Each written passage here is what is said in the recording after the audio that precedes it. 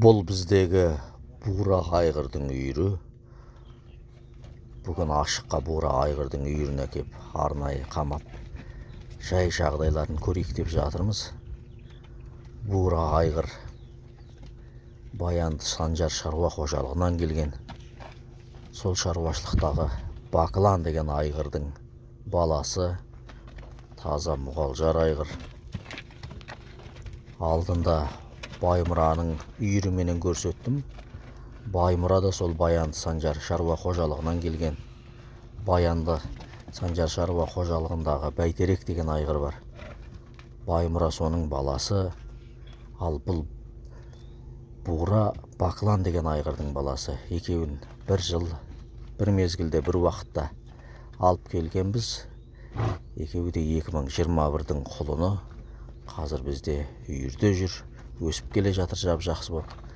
Мына алдымыздағы құлындардың барлығы осы биылғы түскен құлындар. Осы үйірдегі бураның балалары, бураның құлындары. Бұйырса құлындарын күзге қарай көреміз, өсіп жетілгендерін. Қазір енді қанша құлын ұрғашы, қаншасы еркек. Биыл осы үйірден қанша құлын түсті екен.